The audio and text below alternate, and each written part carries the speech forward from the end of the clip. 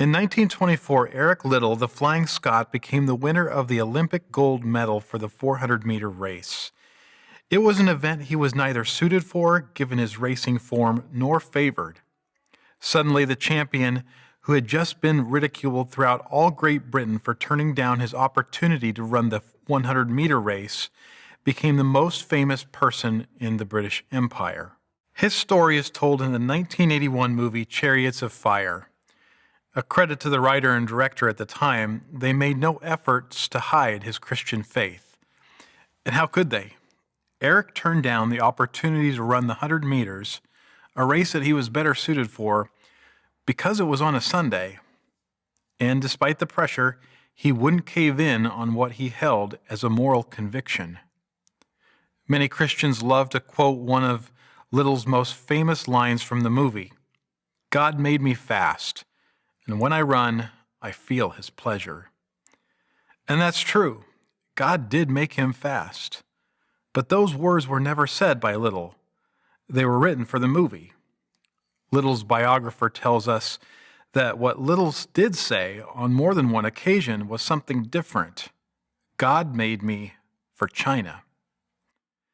Liddell was born in China, the son of missionary parents. He was sent to boarding school near London and attended the University of Edinburgh, where he was always known as a runner and a preacher. In spite of his time in London, China was always on his heart. After the 1924 Olympics, the London Missionary Society sent him to China, where he served. Sadly, China fell under the horrors of Japanese occupation during World War II. And before the war ended, Liddell lost his life in a Japanese internment camp. His biographer writes, "Liddell can sound too virtuous and too honorable to be true, as if those who knew him were either misrepresenting or consciously mythologizing. Not so. The evidence is too overwhelming to be dismissed as easily as that." Amid the myriad moral dilemmas in the internment camp, Liddell's forbearance was remarkable. God made me for China. Can you imagine what it would be like to have such clarity of purpose that nothing in society could keep you from forging ahead? Can you picture knowing exactly why you were made, even where you were made for? So many of us struggle to know our why. The younger generations are hungrier than ever to find some cause to transcend their existence. It seems that they intuitively know, whether they're willing to give to it or not, that the soul withers without some greater purpose. Those like Liddell with clear visions have a life from within like a flame that cannot be quenched. They do not bend. And the world responds in two ways. It laughs at them, secretly hoping that they will change so that it won't have to face its own mortality. Or perhaps even worse, it canonizes them to remind ordinary people that that kind of spectacular life falls upon a random few. It's not for everyone, we hear. So we go on with our normal lives pretending we're okay and everything's okay. But what if God's invitation to go backward and to go further really was for everyone? What if he had a very distinct purpose for each one of us? A call to be uncommon and whole. A call to define beauty in the world that desperately needs it. And a call to let God's outpouring love restore those around us. If that life of purpose could be had, what would it cost? And perhaps the most challenging part of his sermon, Jesus unpacks what he meant earlier when he said that he came to complete what was started with the law and the prophets. He does so with a series of statements beginning with, "You have heard that it was said such and such," followed by, "But I tell you something else." Sometimes he'll pull a verse from the Old Testament. Sometimes he'll draw on some common practice of the time. But in each case, he takes surface-level righteousness and turns it on its head. Consider Jesus' words carefully as we read Matthew 5:21 through 48. "You have heard that it was said to the people long ago, 'You shall not murder, and anyone who murders will be subject to judgment.' But I tell you that anyone who is angry with a brother or sister will be subject to judgment. Again, anyone who says to a brother or sister, Raka, is answerable to the court, and anyone who says, You fool, will be in danger of the fire of hell. Therefore, if you are offering your gift at the altar and there remember that your brother or sister has something against you, leave your gift there in front of the altar. First go and be reconciled to them. Then come and offer your gift. Settle matters quickly with your adversary who is taking you to court. Do it while you are still together on the way. Or your adversary may hand you over to the judge, and the judge may hand you over to the officer, and you may be thrown into prison. Truly, I tell you, you will not get out until you have paid the last penny. You have heard that it was said, You shall not commit adultery. But I tell you that anyone who looks at a woman lustfully has already committed adultery with her in his heart. If your right eye causes you to stumble, gouge it out and throw it away. It is better for you to lose one part of your body than for your whole body to be thrown into hell. And if your right hand causes you to stumble, cut it off and throw it away. It is better for you to lose one part of your body than for your whole body to go into hell. It has been said, Anyone who divorces his wife must give her a certificate of divorce. But I tell you that anyone who divorces his wife, except for sexual immorality, makes her the victim of adultery, and anyone who marries a divorced woman commits adultery. Again, you have heard that it was said to the people long ago, Do not break your oath, but fulfill to the Lord your vows you have made. But I tell you, do not swear an oath at all, either by heaven, for it is God's throne, or by earth, for it is his footstool, or by Jerusalem, for it is the city of the great king. And do not swear by your head, for you cannot make even one hair white or black. All you need to say is simply yes or no. Anything beyond this comes from the evil one. You have heard that it was said, Eye for an eye, and tooth for a tooth. But I tell you, do not resist an evil person. If anyone slaps you on the right cheek, turn the other cheek also. And if anyone wants to sue you and take your shirt, hand over your coat as well. If anyone forces you to go 1 mile, go with them 2 miles. Give to the one who asks you, and do not turn away from the one who wants to borrow from you. You have heard that it was said, Love your neighbor and hate your enemy. But I tell you, love your enemies and pray for those who persecute you, that you may be children of your Father in heaven. He causes his sun to rise on the evil and the good, and sends rain on the righteous and the unrighteous. If you love those who love you, what reward will you get? Are not even the tax collectors doing that? And if you greet only your own people, what are you doing more than others? Do not even pagans do that? Be perfect, therefore, as your heavenly Father is perfect. There is perhaps no soul who's laid eyes on these words that hasn't been laid bare and left wanting in some way. To be sure, Jesus' words could be misunderstood here. A literal reading of that bit about removing the eye is no way to go. Jesus employed all sorts of figures of speech, such as hyperbole, to make points. Our goal is to read these commands as naturally and normally as possible, paying close attention to all the contexts, grammatical, historical, literary, and so on.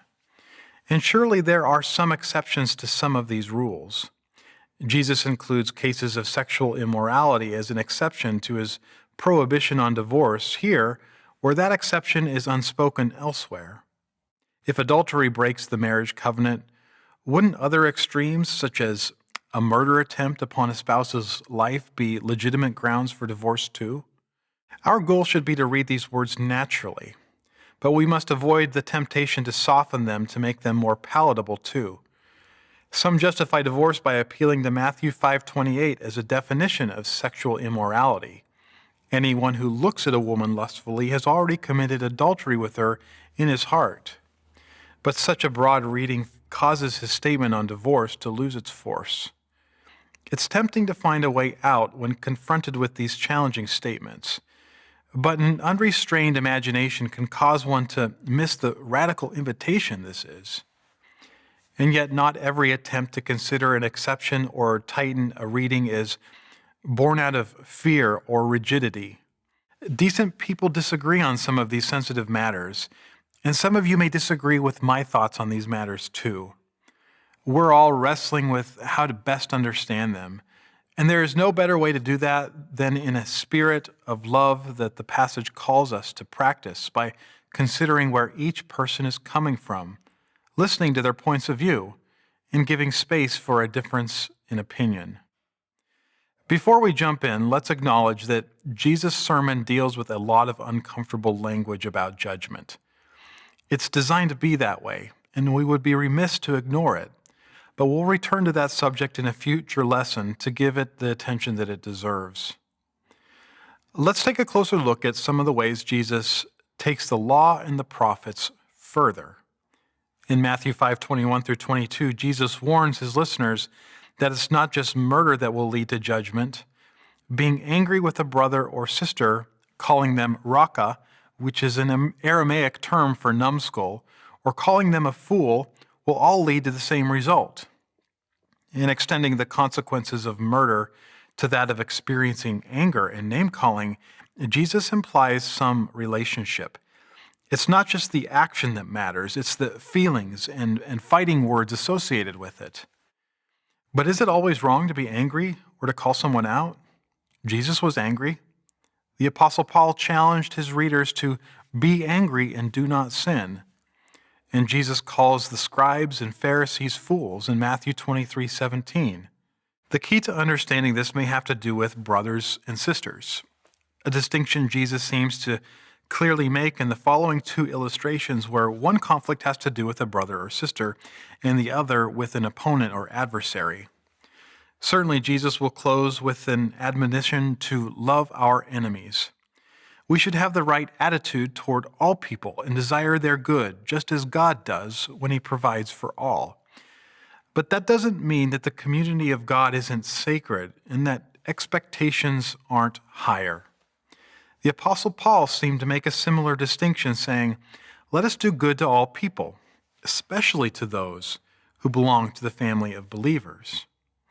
A casual insult or a harbored resentment towards a child of God is a dishonor to God Himself. That's perhaps why Jesus laid such a high demand on people to reconcile with each other, placing a burden of several days' journey on the man making a sacrifice in Jerusalem to go back to Galilee, where Jesus was speaking, to make amends with his brother before returning to make the sacrifice. Blessed are the peacemakers. In Matthew 5:27 through 30, Jesus addresses adultery. It's not just the physical act that has consequences, it's the lustful look. A word-for-word translation of this act sounds like this: whoever looks at a woman for the purpose of desiring her. There is nothing wrong with a look, and desire isn't bad in and of itself. But when one looks at someone they're not married to with a design to desire, they dehumanize that person and consume in the heart what is not their own. Jesus calls for radical action through his hyperbolic statements. Cast aside the parts that cause stumbling, even if they're the best ones. Don't let your heart's consuming result in your whole body's destruction. Blessed are those who hunger and thirst for righteousness. In Matthew 5:31 through 32, Jesus addresses divorce. In Deuteronomy 24, verses 1 through 4, the passage Jesus refers to, Moses gives strict instructions to a man who divorces his wife because he finds something indecent about her, not to remarry her again if she has married another man and if that man has died. He neither promotes divorce nor prohibits it there. But interpreters, including Jesus, have long viewed Moses as giving some kind of permission. That has led many of them to pore over what it means to find something indecent in her. Jewish teachers had a wide range of views about what it meant in Jesus' day. They said that something indecent meant everything from adultery to whatever displeased the husband. But one interpreter suggests that the use of that Hebrew word elsewhere might imply some kind of perpetual female hemorrhaging, like a woman experienced who sought Jesus for help in Matthew 9:20 through 21. This would have put a stop to normal marital activities and would have prevented the couple from having children because of Old Testament purity laws. The couple would have been denied a legacy and a means of support in their old age.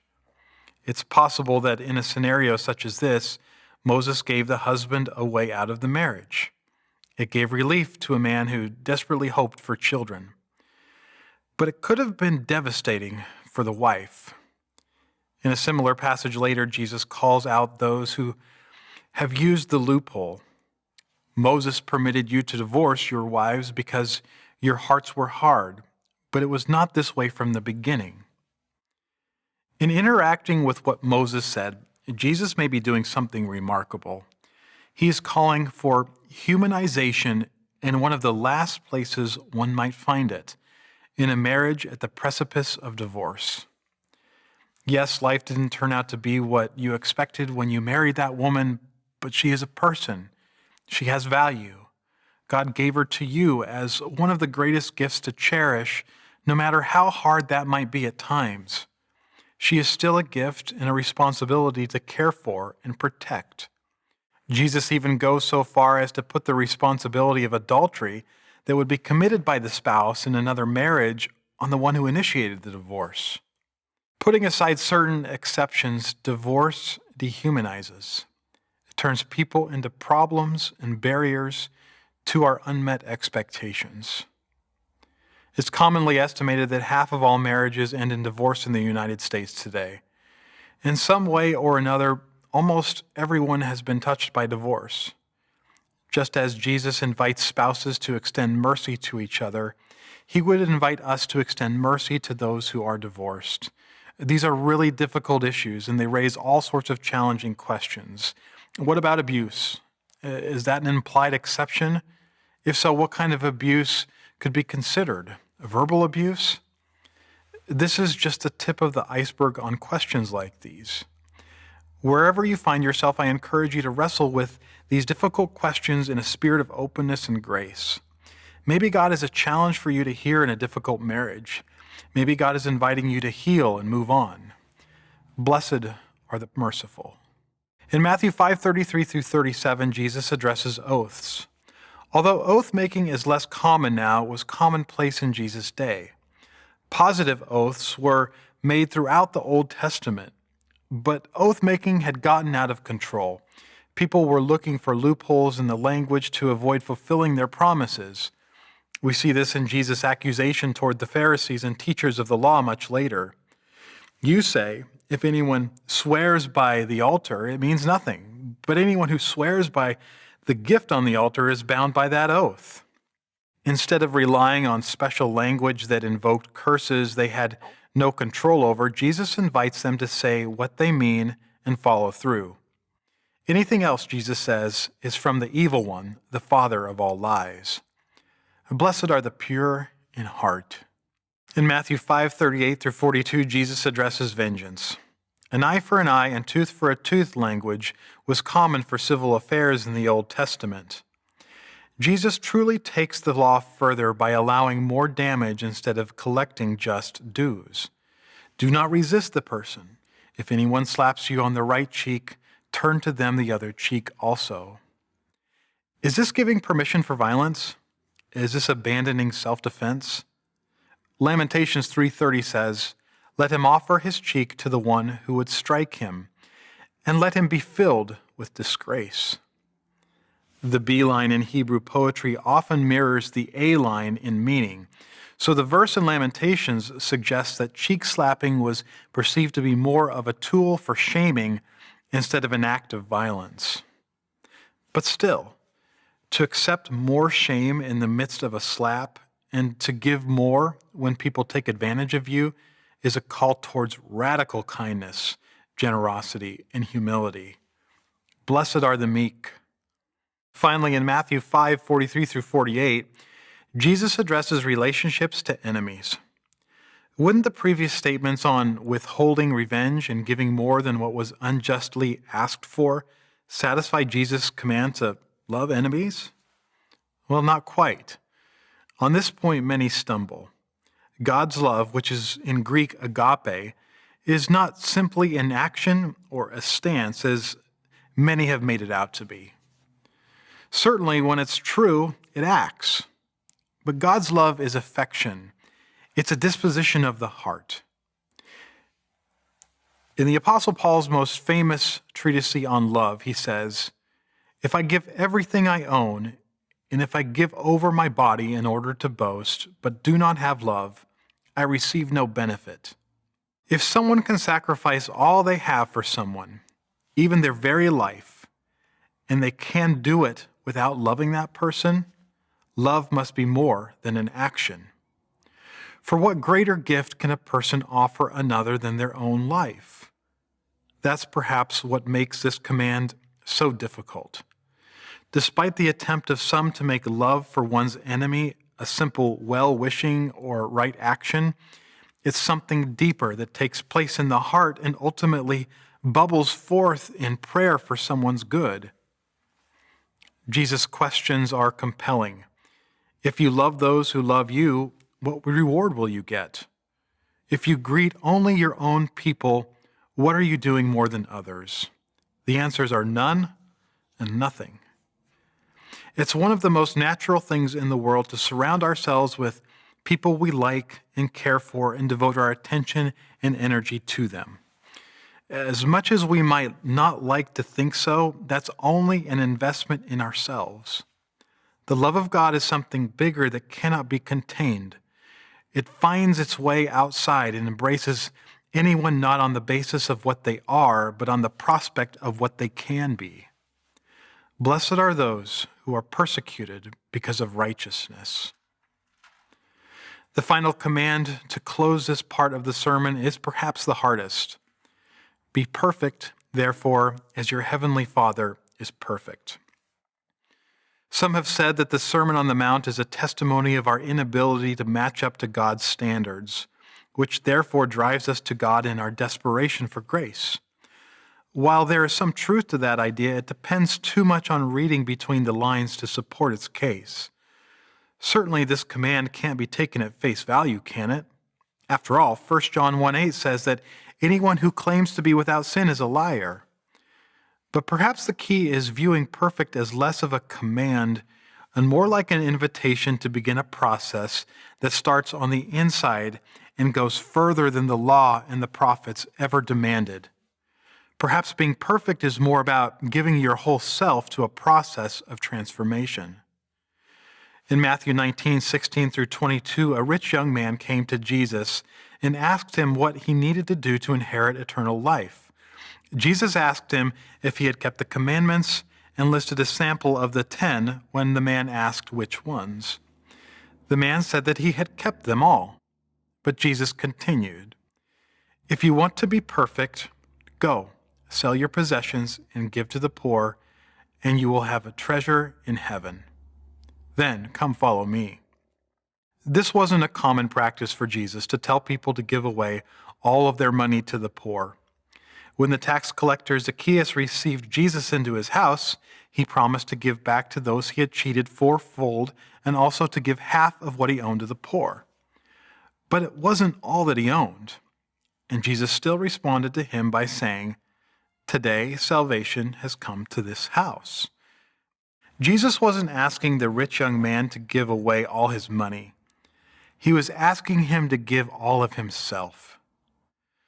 But for the young rich man, money was everything. We know this because Matthew tells us he went away sad after hearing this because he had great wealth. It's worth noting that Matthew isn't the only one who tells the story of the rich young man. Both Mark and Luke tell it in their Gospels too. But in Mark and Luke, we find the words, "You still lack one thing" on Jesus' lips. In Matthew, he says, "If you want to be perfect." If we want to be perfect, we have to give our whole selves. We can't just avoid murdering someone. We have to change the thoughts and the words that are associated with it. We can't just deny ourselves an opportunity to have sex outside of marriage. We have to honor people in our hearts and mind. We can't simply write a certificate of divorce to put an end to a marital disappointment, we must treasure our spouses no matter what they give us. We can't simply speak special words to escape responsibility. We must be faithful to all of our commitments the best we are able. We must not take revenge when we have been offended or when people take from us. We must give even more to those who take. We cannot return hate for hate. We must keep our hearts soft towards everyone. The 2004 film Friday Night Lights, based on the true story of the Odessa Permian football team, follows Coach Gary Gaines and his team as they cope with the loss of their star player to injury and deal with race problems, rural culture, and the huge stakes of Texas high school football. Throughout the season, Gaines's rally cry to the team is to be perfect. And throughout the movie, the players sling the phrase at each other with a touch of sarcasm. Be perfect. No, you be perfect. But it's not until Gaines's halftime talk at the state championship, where the Permian Panthers found themselves severely behind, that the players learn what perfect really meant. Now, you all have known me for a while, and for a long time now you've been hearing me talk about being perfect. Well, I want you to understand something. To me, being perfect is not about that scoreboard out there. It's not about winning. It's about you and your relationship to yourself and your family and your friends. Being perfect is about being able to look your friends in the eye and know that you didn't let them down because you told them the truth. And that truth is that you did everything that you could. There wasn't one more thing that you could have done. Can you live in that moment as best you can with clear eyes and love in your heart? With joy in your heart. If you can do that, gentlemen, then you're perfect.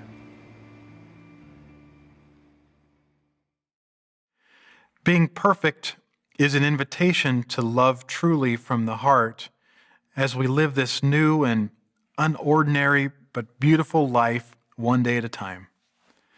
The reward of taking on this kind of life is everything.